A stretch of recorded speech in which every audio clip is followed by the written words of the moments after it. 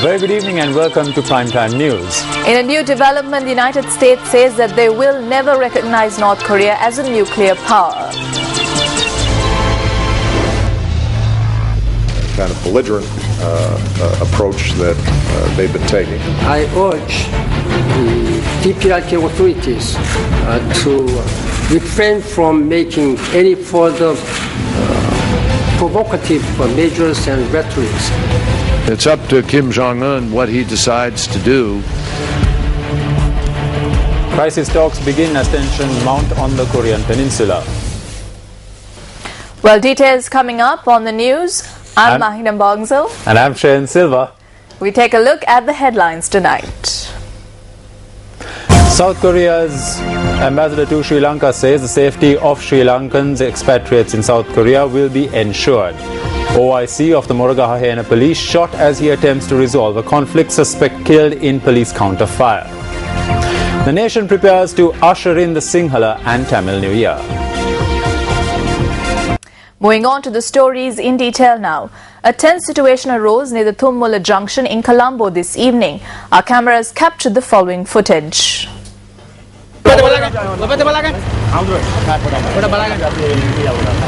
Police media spokesperson SP Buddhika Siriwardana said a group who gathered opposite the Sambuddhatra Jayanti Mandirya in Thummula had prepared to hold an Adhishtana Puja.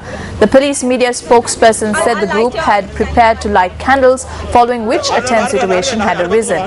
He added that the group subsequently dispersed.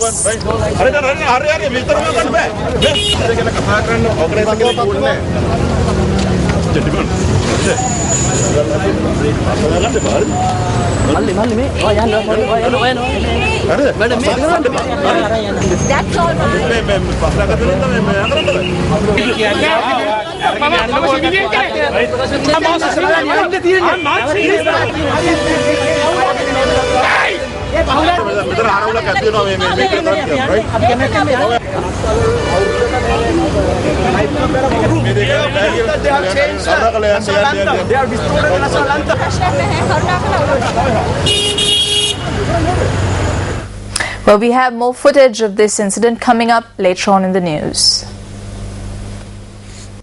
On to a story that made the headlines tonight. Now, an individual opened fire at a group of police officers, including the officer in charge of the Moragahahena police, when they attempted to resolve a conflict in the area. The suspect died in retaliatory fire. The OIC of the Moragahahena police, who was injured in the incident, was transferred to the National Hospital in Colombo after receiving preliminary treatment at the Horana Hospital. A guard at the Miriswata State Farm had allegedly gotten into an argument with the manager while under the influence of alcohol and armed with a firearm. I asked him to leave if he was under the influence of alcohol while on duty. He then brought his service weapon close to my face and fired into the air. The police station is behind my farm, so when I was about to go to the police, I heard that he ran across the field towards the police station to shoot me. Therefore, instead of going to the police, I telephoned the OIC. Upon receiving the telephone call, the OIC of the Moragahahena police had arrived at the farm and gone behind a house in search of the security guard. The security guard had subsequently opened fire at the police and the OIC was shot in the neck and shoulder. The security guard was killed in an exchange of fire with the police. The police station is located less than 200 meters from where I am standing. The police say that after the security guard fired, he remained in the estate and continued firing. The security guard had been near this rambutan tree. Sources say that the police had shot him while he was here. The OIC of the Moragahahena police, HALR Hetiarachi, was admitted to the Horana Base Hospital and later transferred to the National Hospital in Colombo. Director of the National Hospital, Dr. Anil Jasingh, said the OIC underwent surgery this morning. The security guard, Neela Saka, who was killed in police retaliatory fire, was a resident of Barawakumbara in Ambalantota. Villagers say that the 50-year-old had not maintained close ties with his family for several years. Sarath Fonseca, the former army commander and leader of the Democratic Party, convened a media briefing this afternoon. Fonseca commented on the suggestions for immediate constitutional reform proposed by Venerable Maduluave Sobitathera. There are two key factors in these suggestions. One is the abolition of the executive presidency. Second, the abolition of the preferential voting system. These are the main theme of the suggestions. We pledge our complete support to these two factors. We also note that we are in agreement with a number of other factors among these suggestions.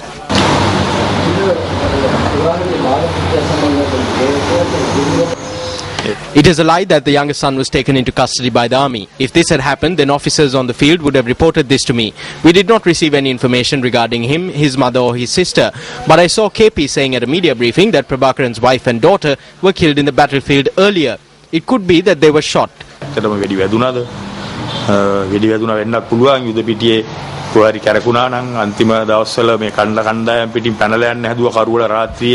the final days, they tried to escape in groups, breaking through our front lines in the dark of night. We did not receive any information. It is hard to think where this picture came from. The United Nations High Commission for Refugees says that the UNHCR is looking for a solution to resettle 19 Sri Lankan refugees in other countries. The 19 persons said to be Sri Lankan Tamil refugees were to be deported by the United Arab Emirates. Last October, Sri Lankan refugees who had set out in a boat were stranded in international waters and were picked up by a Singapore-registered cargo vessel and were taken to Dubai, where they sought asylum. The United Arab Emirates denied refugee status to 19 of the refugees and they were to be deported. However, the spokesperson for the United Nations High Commission for Refugees says that it has full cooperation with the UAE government and there is no threat of the refugees being sent back to Sri Lanka.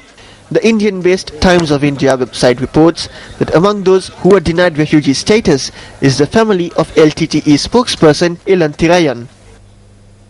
Now, as promised, we have more footage from the tense situation that arose near the Thummula junction in Colombo this evening. Let's take a look.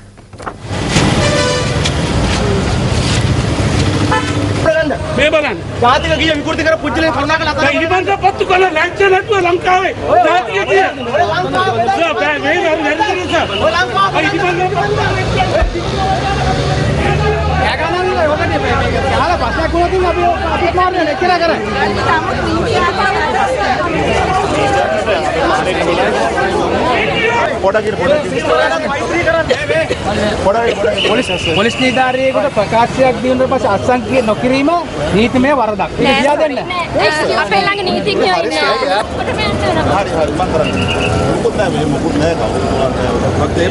ලීඩර්ස්ලා ඒක අපිට දැනගන්න ඕනේ. ඒකටයි අපේ ඕනකම තියෙන්නේ.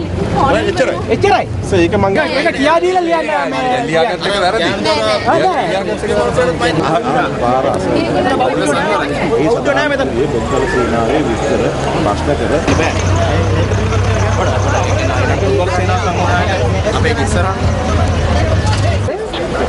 අපි එහෙම කතාවක් කිව්වා. ඔයා ඉතින් ඉස්සෙල්ලා කියප එක තාම පැය භාගයක් කියේ නෑනේ. එයාගන්නකෝ. හරි වාගේ වැඩේ කරගන්න.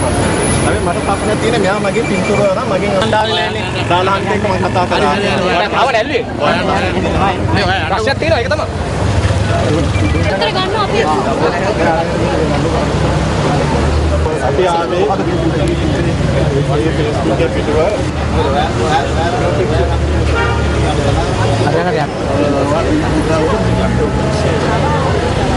Saya kamu turun ini. Magi abi kasih kata kan. Masa hukum kati ini kau mereka anda. Apa? Statement ni kan sih.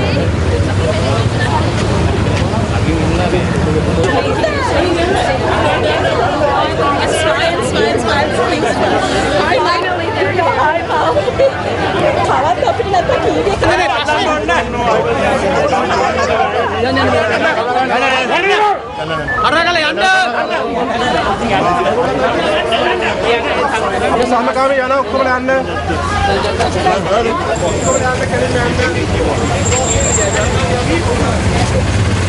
Ya.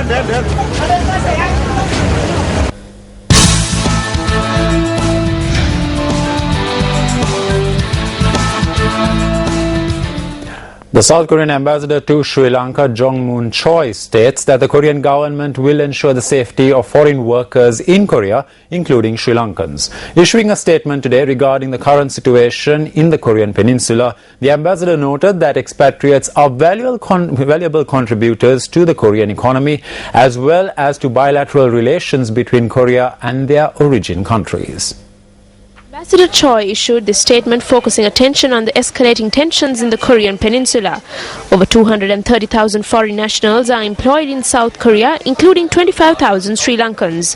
The South Korean ambassador in Sri Lanka noted that the Korean government cares about their safety in case of emergencies and has established safety measures to secure the safety of foreigners.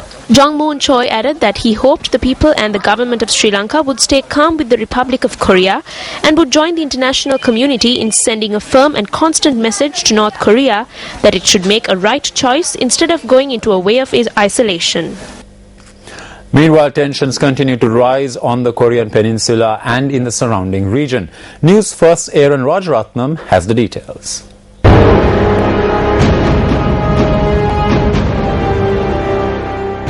U.S. Secretary of State John Kerry arrived in Seoul today just hours after U.S. government agencies said North Korea had a nuclear weapon it could mount on a missile, but the assessment was swiftly dismissed by several U.S. officials and South Korea. U.S. Secretary of State John Kerry said at a news conference following meetings with the South Korean Foreign Minister that the United States will not accept a nuclear-armed North Korea, adding that the North Korean leader needs to understand, quote, what the outcome of the conflict would be, unquote. Neither the United States nor the Republic of Korea nor the international community, we are all united in the fact that North Korea will not be accepted as a nuclear power. The rhetoric that we're hearing from North Korea is simply unacceptable by any standard. It's up to Kim Jong-un what he decides to do. It's not going to change our current position, which is very, very clear. We will defend our allies. We will stand with South Korea, Japan, and others against these threats, and we will defend ourselves. And Kim Jong-un needs to understand, as I think he probably does, what the outcome of the conflict would be. Meanwhile, the Secretary General of NATO, Anders Fogh Rasmussen, today met with South Korean Defense Minister Kim Kwon-jin to discuss the current situation on the Korean peninsula. North Korea has stationed as many as 5 medium-range missiles on its east coast, according to defense assessments by Washington and Seoul. South Korean and US officials believe it is preparing to launch a Musudan missile, whose range of 3,500 kilometers or more would put Japan within striking distance and may threaten Guam, home to US military bases.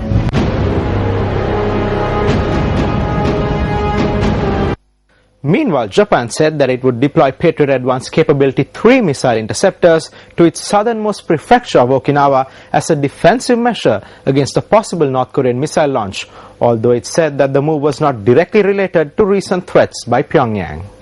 Japanese Defense Minister Itsunori Onodera said that the Defense Ministry had been looking into deploying launchers currently stationed at another base to the southern islands for some time, as Japan has deployed PAC-3 launchers twice in the past when North Korea launched rockets that passed near some of the islands.